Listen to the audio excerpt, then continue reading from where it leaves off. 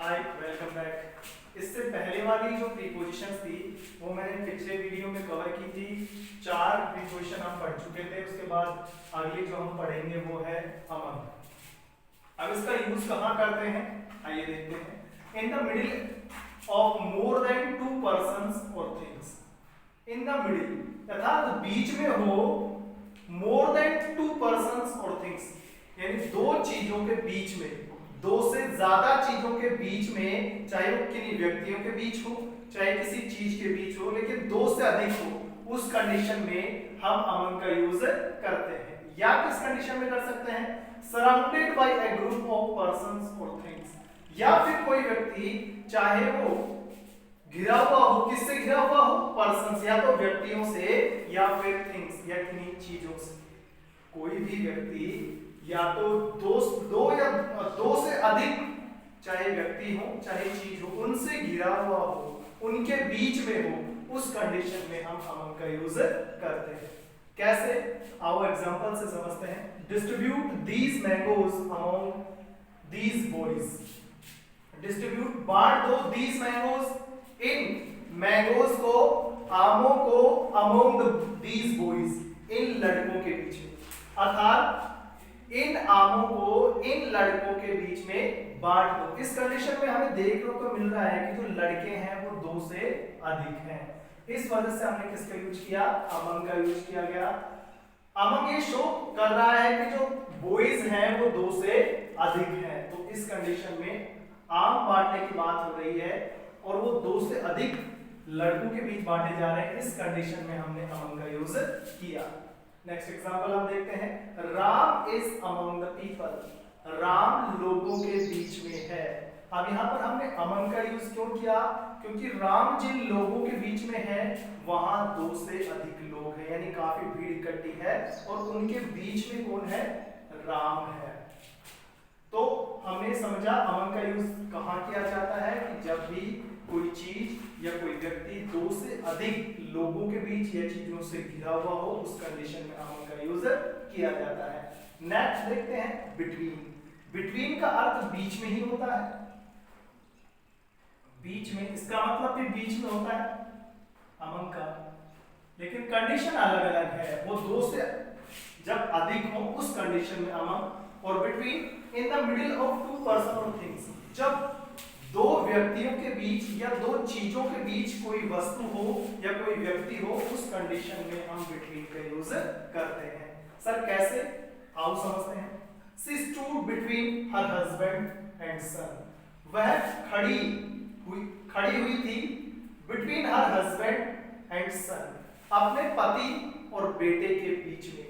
वह अपने पति और बेटे के बीच में खड़ी हुई थी, अर्थात एक तरफ उसका पति और दूसरी तरफ उसका बेटा था, वो बीच में। तो एक उसका हस्बैंड हो गया, एक उसका बेटा, ये दो चीज हो गई और इन दो व्यक्तियों के बीच कौन खड़ी थी? वह। इस कंडीशन में दो ही है, इसलिए किसका यूज किया गया? बिटवीन का। यदि दो से अधिक होते तो फिर हम अमंग का इस्तेमाल करते। सेकंड एग्जांपल हम इसका देखते हैं। Sita is sitting between Ram and Shyam. Sita is sitting, Sita बैठी हुई है बिटवीन, बीच में राम एंड श्याम, और राम और श्याम के। मान लो कक्षा में सीता बैठी हुई थी, उसके एक तरफ राम बैठा था और दूसरी तरफ श्याम बैठा था, तो बीच में सीता बैठी हुई थी। इस कंडीशन में हम सेंटेंस कहेंगे Sita is sitting between Ram and Shyam. Sita Ram और श्याम के बीच में बैठी हुई है। अर्थात बिटवीन का यूज हम वहां करते हैं जहां दो चीजों के मध्य की बात हो। एट का मतलब में, पर, कई अर्थ इसके होते हैं, वो सेंटेंस के अकॉर्डिंग देखे जाते हैं। कैसे? देखते हैं। इसके काफी सारे यूजेस हैं, बट जो इंपॉर्टेंट यूजेस हैं मैं आपको बता रहा हूं। To indicate point of time of clock, जो घड़ी की समय है उसको बताने के लिए हमें एट का यूज करना होता है। कैसे? एग्जांपल देखिए। The sun rose at 6 AM। The sun rose at 6 AM। सूर्योदय 6 बजे हुआ था। सूर्योदय कितने का? सूर्योदय अर्थात सूरज जब उगा था वो कितने बजे उगा था? 6 बजे। तो यहाँ पर जो उगना है कितने बजे उगा था? 6 बजे। तो इसको शो करने के लिए हमें किसका यूज करना पड़ा? एट का यूज करना पड़ा। तो जो पॉइंट ऑफ टाइम है, जो फिक्स टाइम दे रखा होता है घड़ी का, उसके लिए हम एट का यूज करते हैं। सेकंड हम समझते हैं to indicate the place where someone and something is, was और will be. To indicate the place यानी उस स्थान को दिखाने के लिए, वेयर समवन जहां पर कोई और समथिंग या कोई चीज या तो है या थी या होगी, यानी किसी व्यक्ति का किसी जगह पर होना या तो था या है या होगा, उस कंडीशन में हम एट का इस्तेमाल करते हैं। सर कैसे? तो आओ एग्जांपल समझते हैं। Mister Mohan is at his office.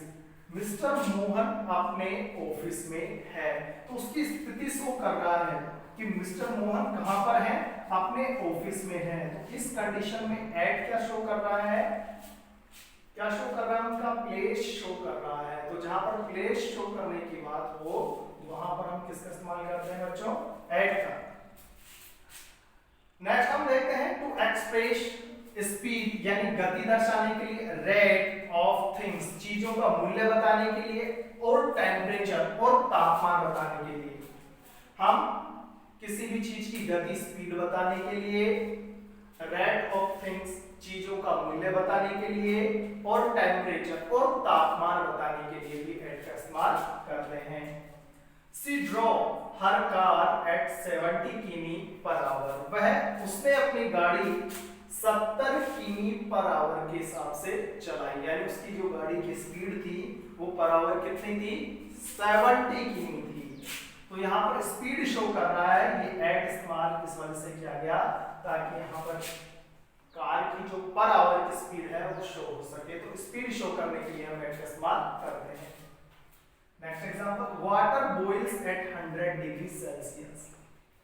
जो पानी है वो 100 डिग्री सेल्सियस पर उबलता है। यहाँ पर क्या शो हो रहा है, हमें टेम्परेचर तापमान हम बता रहे हैं कि जो पानी का उबलना है वो कितने डिग्री पे शुरू होता है, 100 डिग्री पे। तो ये 100 डिग्री टेम्परेचर है, इस कंडीशन में हमें यहाँ एट का यूज करना पड़ा। नेक्स्ट हम पढ़ते हैं ऑन। ऑन का मतलब पर लिया जाता है, लेकिन अलग अलग सेंटेंस के हिसाब से इसके अर्थ चेंज होते जाते हैं। फिलहाल हम ऑन के हिसाब से देखते हैं। It is used in the following situation. कुछ बिंदु हैं जहां जहां पर जो है ऑन का यूज किया जाता है। तो पहला देखिए क्या कंडीशन होनी चाहिए, बिफोर डेज एंड डेट्स। कहीं पर भी कोई डेज आ जाता है, कोई भी दिन आ जाता है, 7 डेज होते हैं, उनमें से कोई भी दिन आ जाता है कि कोई भी डेट आ जाती है, उस कंडीशन में हम ऑन का यूज करते हैं। बहुत से एग्जांपल आपने देखे होंगे। फॉर एग्जांपल मैं देता हूं, शी वाज बोर्न ऑन 15 दिसंबर 1989। उसका जन्म 15 दिसंबर 1998 को हुआ। अब यहाँ पर जो 15 है ये क्या है, ये डेट शो कर रही है, डेट है। इस कंडीशन में हमें ऑन का यूज करना पड़ा। नेक्स्ट हम एग्जांपल देखते हैं, ही केम हियर ऑन मंडे। वह यहाँ मंडे को आया, सोमवार को आया। अब यहाँ पर सोमवार क्या है, ये डेज नेम है, अर्थात किसका नाम है, ये दिनों का नाम है। इस कंडीशन में हम पढ़ चुके हैं कि डेज नेम से पहले कंपलसरी है कि हम उनका यूज करेंगे, इसलिए वहां पर ऑन का यूज हुआ। नेक्स्ट सिचुएशन है, when something is above other thing but their surfaces are in contact. ये कह रहा है कि जब एक चीज दूसरी चीज के ऊपर हो, उनका यूज मैं बता रहा हूं, एक चीज दूसरी चीज के ऊपर हो और उनका जो सरफेस है, उनकी जो सतह है वो आपस में कांटेक्ट में होनी चाहिए, टच होनी चाहिए, उस कंडीशन में हम ऑन का इस्तेमाल करते हैं। एग्जांपल के लिए बताता हूं, the book is on the table. किताब टेबल के ऊपर है। इस कंडीशन में एक चीज टेबल हो गई, दूसरी चीज बुक हो गई। बुक टेबल के ऊपर है तो बुक का सरफेस और टेबल का सरफेस कांटेक्ट में है, संपर्क में है, इस वजह से ऑन का यूज हमने किया। Next example, I am writing on the board. मैं बोर्ड पर लिख रहा हूं। जब मैं बोर्ड पर लिख रहा हूं तो मेरे मार्कर का या मेरे पेन का कांटेक्ट बोर्ड की सतह से हो रहा है, इसलिए मैंने ऑन का यूज किया। मैं एक और एग्जांपल ले सकता हूं, जैसे the marker is on my head. Marker मेरे हाथ पर है। अब हाथ पर कैसे, एक थिंग मार्कर हो गई, दूसरी थिंग मेरा हैंड हो गया। दोनों की सरफेस कांटेक्ट में है, इस कंडीशन में हम कौन का यूज करते हैं। तो आई होप बच्चों यहाँ तक की प्रीपोजिशन आपको समझ में आ गई होगी। नेक्स्ट जो प्रीपोजिशन है मैं अगले वीडियो में कवर करूंगा। तब तक जो पढ़ाई गई प्रीपोजिशन है उनमें आपका कोई भी डाउट हो तो आप कमेंट में लिखें, मैं उनमें आपका जो है सॉल्यूशन दूंगा, आपकी हर समस्या का जो है समाधान करूंगा। तब तक के लिए bye, good bye, take care.